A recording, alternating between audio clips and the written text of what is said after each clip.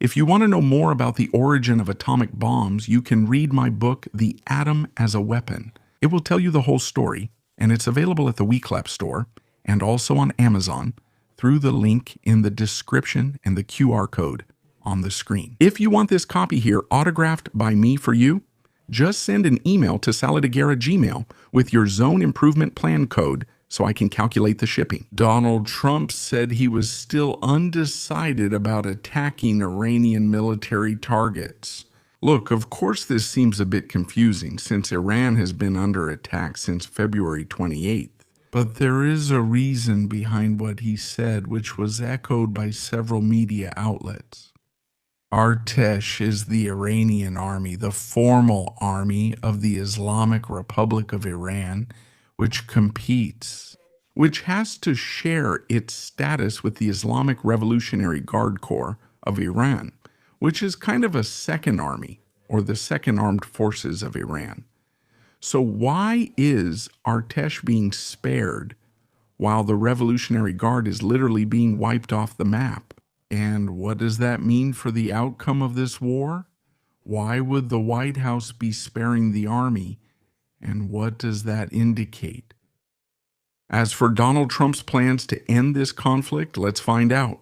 Iran has an extremely long military history. That goes back to before Christ. It's not the topic for this video, but if we go back to the Pahlavi dynasty, which lasted until 1979, Iran's army was called the Imperial Army of Iran, and it was a force that was constantly being updated and modernized according to the situation at the time.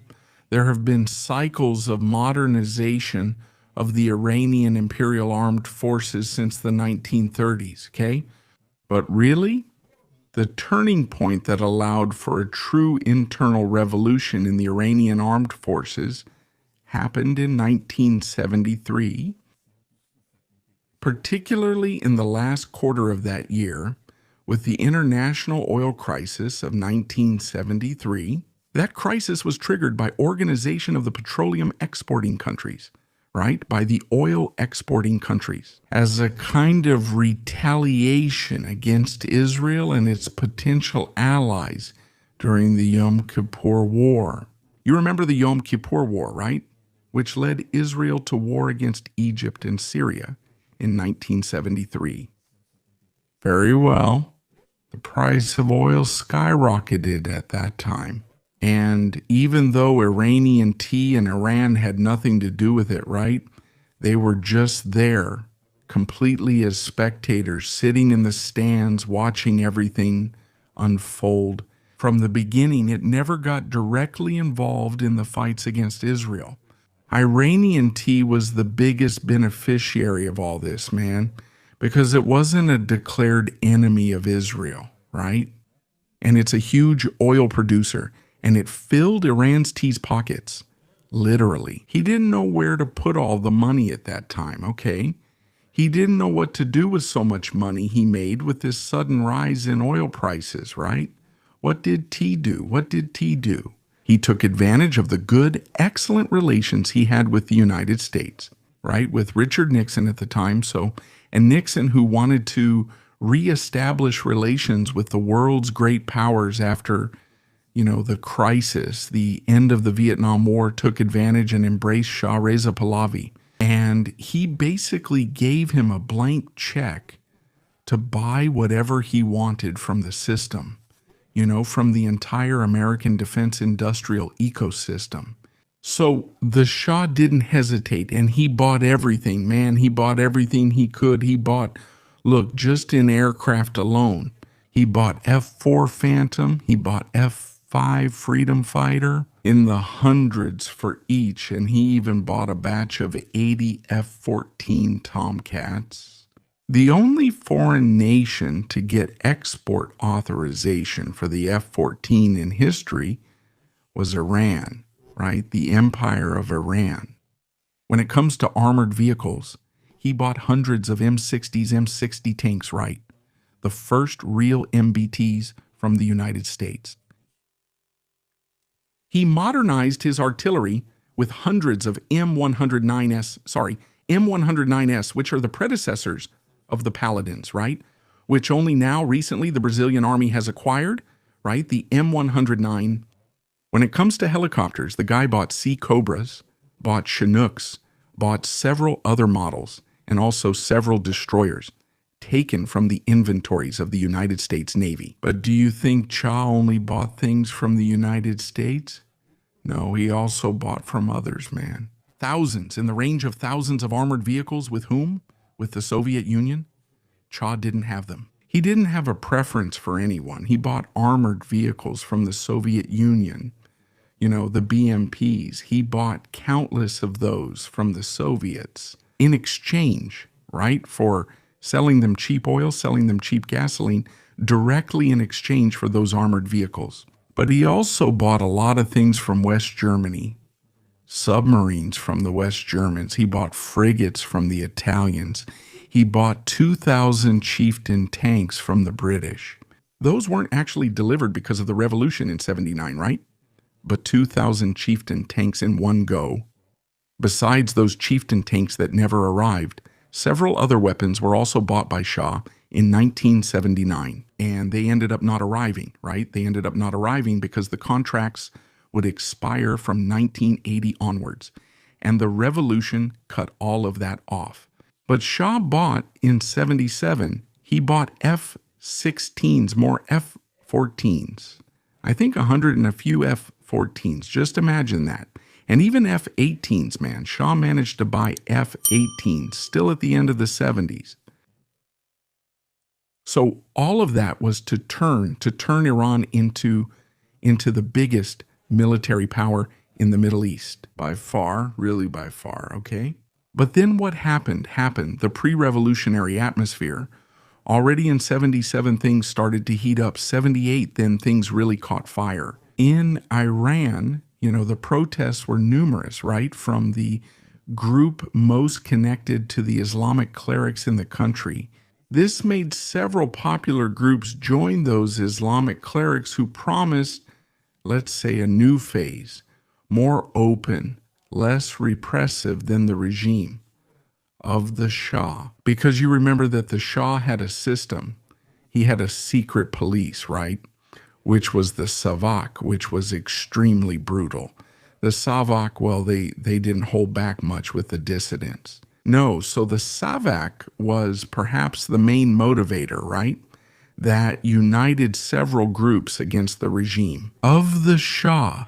But the Shah, man, instead of reacting like other Arab leaders around him, who always reacted, that is, reacting with real fire against the protesters. The Shah forbade the army and the police from opening fire on the protesters and many of the generals. Many of the police leaders wanted exactly to break up the protests using force, right? And the Shah strictly forbade that. Just imagine, the Shah forbade that. What did that lead to for the army? Did it lead to the demoralization of the army? Why? Because the generals couldn't get orders from the high command, right? From the Shah, directly from the Shah. They couldn't get the order to open fire, to suppress the demonstrations. And when the soldiers individually felt threatened there, they opened fire on the protesters. The Shah personally reprimanded the guys, punished the guys. This caused the demoralization of the army in December of '78. Then there were desertions, there were mutinies, and this led to the fall of the Iranian imperial regime, January of '79. Right, the Shah fled from Iran to Egypt, and Ayatollah Khomeini arrived in Tehran, right? Thus concluding the Iranian Revolution of 1979. Do you know what happened right after the Iranian Revolution of '79 with the army? It happened. Listen, I'm going to tell you a number. Don't be shocked, but it's real. There was desertion of about 60% of the force. 60% of the force deserted from the imperial army. 60% of the army disappeared overnight with the fall of the Shah.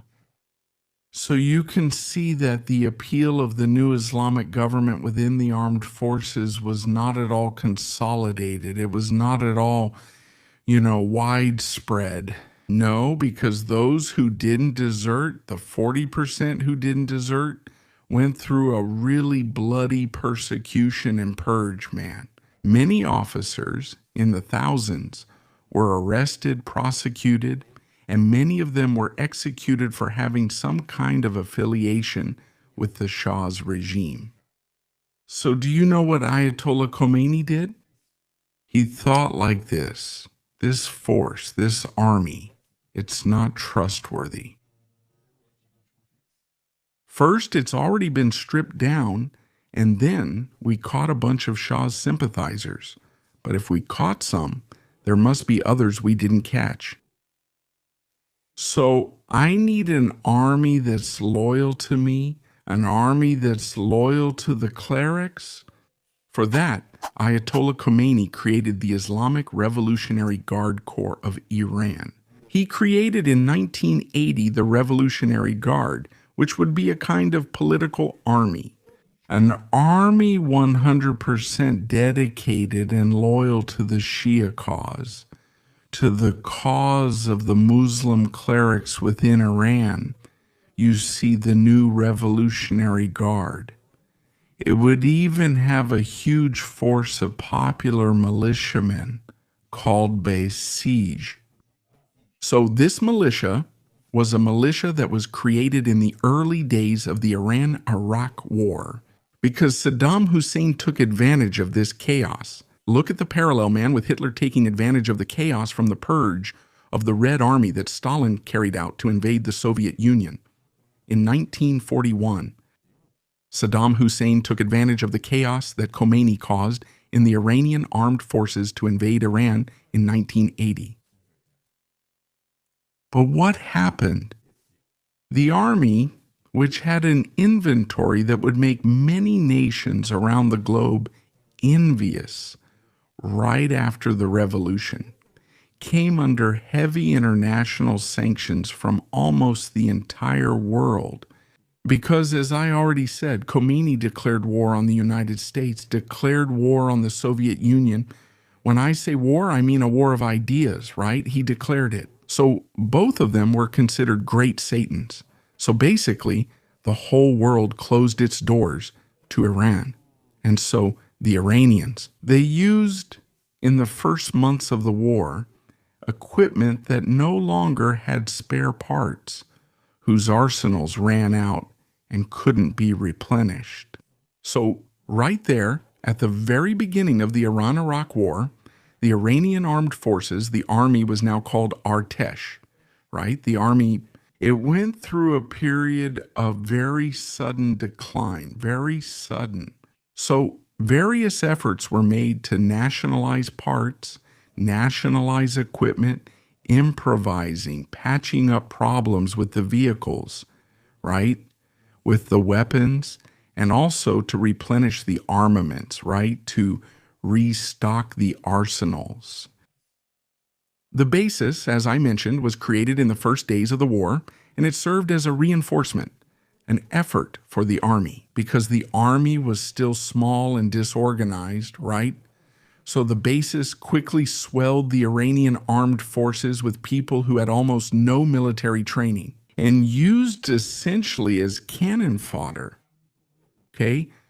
In the famous human wave attacks, in the famous human wave attacks. What is a human wave? You send a bunch of people running, right, side by side like this against a position, an Iraqi defensive line, right, with machine guns, with mortars, with, well, rifles, all of that, minefields. And you want to win by sheer numbers. And if you only kill the first wave, there's a second wave that will overwhelm you just by the sheer number of targets saturating the machine gun fire. Imagine this scene. Imagine witnessing this scene. But that's what Iran did in the early years of the war, right? The Basij was simply used as a human sacrifice to hold the Iranian lines at the beginning of the war, right? But anyway, by the end of the war, The Iranian armed forces had managed to hold their ground in combat, largely due to their own merit because they internalized the process of overhauling these vehicles, building parts, and acquiring arsenals. For example, with the North Koreans, with the Libyans, with the other nations, they managed to keep these armed forces still operational, right? There's also the fact that Saddam Hussein's Iraqi military coordination was, to say the least, really, really incompetent, extremely incompetent, right? So the Iranian army, the Arteza Tesh, it comes out of the 80s as a completely, how can I put it, man, a completely battered force, but a survivor. And it has to find a way to move forward, right? The path they find to move forward is maintaining and internally developing weapons. Iran has today, well, we'll get there nowadays. Iran has so many arms suppliers, and many of these suppliers are not from direct contracts. They're mostly opportunity contracts. For example, when Yugoslavia fell, those various nations in the Balkan region of Europe, they're new countries that are able to offer weapons to the Iranians at a high price. Because then they sell oil. The Iranians sell oil to them and get those weapons in return. North Korea is a major seller of war materials, and Libya was a seller for a long time until the fall of Gaddafi. And after that, we still saw it. In 2022, with the American withdrawal from Afghanistan, a huge pile of American war material was transferred to Iran in exchange for oil for the Afghans. Man, it's right on the border there. Afghanistan doesn't have oil. Afghanistan is super poor, so they get really cheap fuel with the pile of weapons the Americans left behind. So today, you have several units of the Artex Army being armed with American carbines, rifles, and machine guns.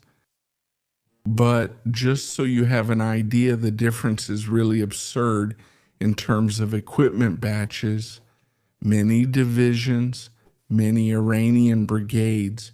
They still use M1 helmets. M1 helmets, those from World War II, they still use them today.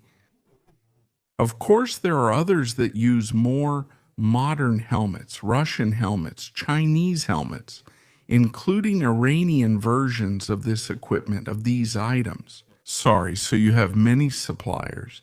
The number of vehicles is not always large for each model, but they have to be kept in operation because there simply isn't a possibility to buy. Due to the sanctions, there aren't many possibilities to buy because of the sanctions. So the Iranians do everything they can to keep this equipment functional. And that naturally leads to, as we can imagine with a good degree of certainty, problems with supplies, the supply chain of these brigades. It can't be the simplest thing in the world, right? And then, how about we make some kind of comparison with this situation we're talking about today? Of Artesh, which has to fight for supplies for the prerogative of favoritism with the government against the Revolutionary Guard, and the Revolutionary Guard tends to get more favoritism than Artesh, okay? We have to make an inevitable parallel with the Third Reich. Not because I am pointing out here that there is an obvious similarity in the ideology of the two systems, but because the structure of both systems is actually very similar. Because Hitler, he had a party army which was the Sturmabteilung, which until 1934 was the party's army. In fact, it was even bigger than the Heer, which was the German National Army. the heir to the Kaiser's army. But in 1934, Hitler decided, in order to legitimize his regime with the German people, he decided to decapitate. So what did he do? He assassinated Ernst Röhm and the rest of the Sturmabteilung leadership and put new people in charge of the Sturmabteilung. A guy who was 100% under his control, 100% loyal to him, who was Victor Lutze. But look, within a few years, the situation would change again.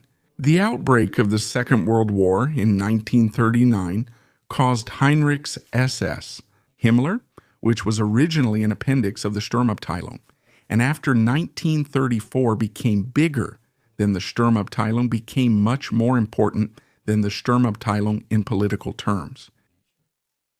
It swelled up, man. It hypertrophied into the form of a new party army. And this new party army was, many people have already guessed it, the Waffen SS, the armed SS, was a new army in parallel with the German army, right? But this army, its loyalty was tied not to Germany, but to the Nazi Party, to Adolf Hitler, even though the army also swore loyalty to Hitler. But historically, that army is an army of Germany, not of the party. The Waffen SS was an army of the party. Do you understand? Did you understand the parallel I'm trying to draw here? Both regimes, just like Iran and the Revolutionary Guard, rely heavily on the besiege, the militia. What Nazi Germany did was also rely on militias. The Hitlerjugend, the Hitler Youth, was a military preparatory organization. It became a major military preparatory group, especially after the war started in 1939. It became a major military preparatory group for military service. So it was a youth militia that received initial military training. And to make use of older men, another militia was created called the Volkssturm, which was made up of men over 55 years old, around there, who were called from home to fight the Soviets and the Western Allies. You notice that the two systems have similarities. But now I want to bring up an aspect that maybe you haven't connected yet, and that can help us understand some things about the present, okay? Remember, in 1945, Germany was defeated, right? It was defeated, and then there was the whole process of occupying German territory and denazifying Germany, right? In other words, Nazism, in all its forms, was banned from German society, from living together in Germany, from German civilization. Nazism was banned, the ideology was banned. But then what? You need to rebuild Germany, don't you? Just like we saw it being rebuilt, West Germany needed to be rebuilt, not only the West, but also the East, right?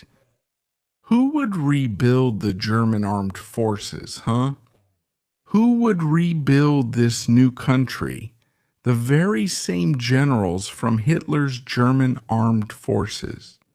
You have, look, Reinhard Gehlen, Chief of Intelligence of West Germany. Hans Speidel, who had been Rommel's chief of staff, reaches the highest position in the West German army.